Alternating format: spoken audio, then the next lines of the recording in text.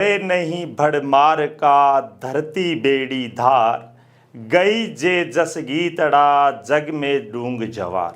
नमस्कार, मैं ओम प्रकाश चौधरी।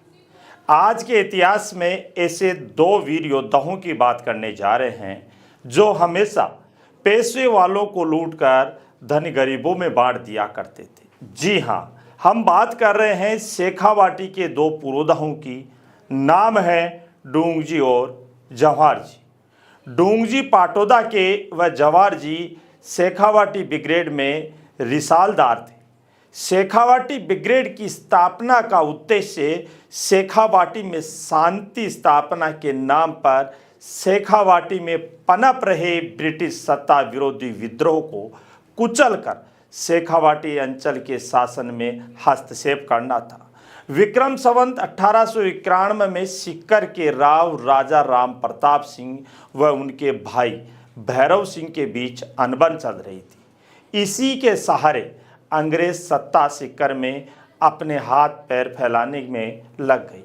शेखावाटी के तत्कालीन परिस्थितियों को भांपते हुए ठाकुर डूंगर सिंह जी अपने कुछ साथियों से शेखावाटी ब्रिगेड से हथियार, ऊंट घोड़े लेकर विद्रोह कर दिया और अंग्रेज शासित प्रदेशों में लूटपाट का बुरी तरह आतंक फैला दिया।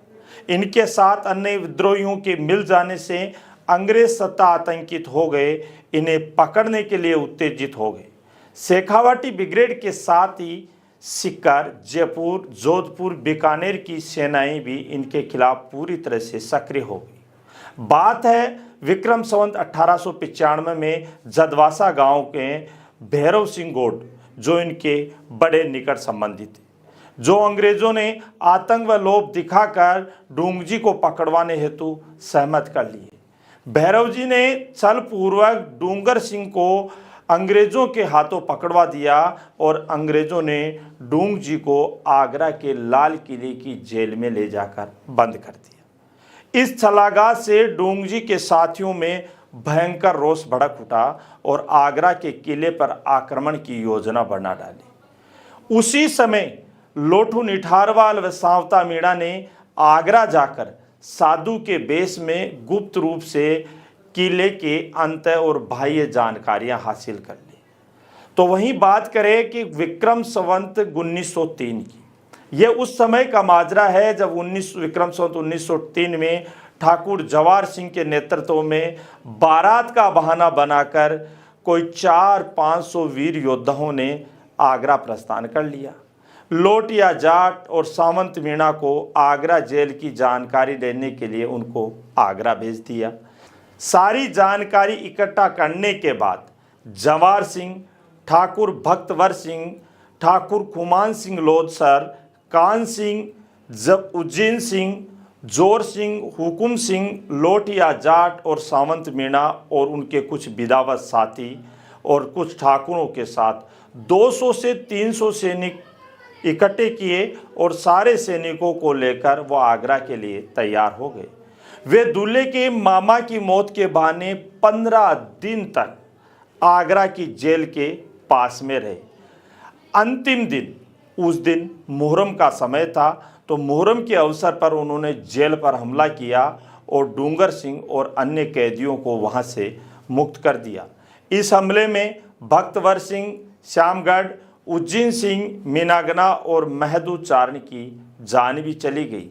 इस साहसी कार्य से अंग्रेज सत्ता स्तब्ध रह गई, बौखला गई और इन वीर योद्धाओं को पकड़ने हेतु राजस्थान के राजाओं को सख्त आदेश भेज दिया।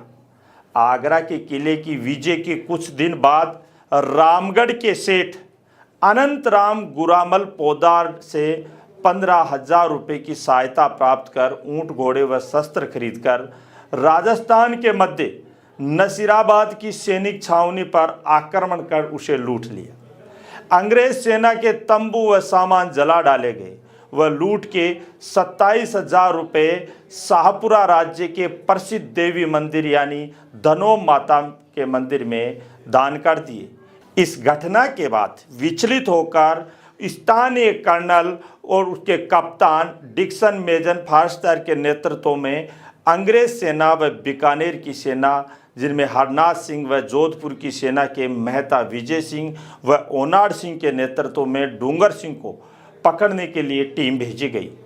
गस्सीसर गांव में दो पक्षों में घमासान युद्ध होता है, जिसमें स्वतंत्रता प्रेमी और योद्धा शासकीय सेना के घेरे में फंस जाते हैं। तो वहीं ठाकुर हरनाथ सिंह व कप्तान सौ के विश्वास आग्रह पर वो आश्वस्त हो जाते हैं और जवाहर सिंह आत्मसमर्पण कर देते हैं।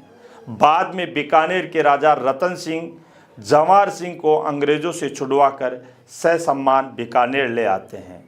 ठाकुर डूंगर सिंह गढ़सीसर के सैनिक घेरे से निकलकर जैसलमेर की ओर चले गए, लेकिन शासकीय सेनाओं ने जैसलमेर के गिरदादे गांव के पास मेड़ी में फिर जा गिरा। दिन भर की लड़ाई के बाद ठाकुर प्रेम सिंह व निम्बी ठाकुर के कठिन प्रयासों से मरण का संकल्प त्याग कर डूंगर सिंह ने आत्मसमर्पण कर दिया। डूंगर सिंह को जोधपुर के किले में ताजीमी सरदारों की भांति नजर कैद की सजा मिल गई और उसी अवस्था में एक वीर योद्धा का वहां पर देहांत हो गया। और इसी प्रकार राजस्थान में भारतीय स्वतंत्रता का सशस्त्र आंदोलन विक्रम संवत 1904 में ही समाप्त हो गया। लेकिन मातृभूमि की रक्षार्थ लड़ने वालों की कभी मृत्यु नहीं होती। उनका नाम हमेशा अजर और अमर रहता है। उनका नाम हमेशा बड़े आदर के साथ लिया जाता है। मरे नहीं भड़मार का धरती बेड़ी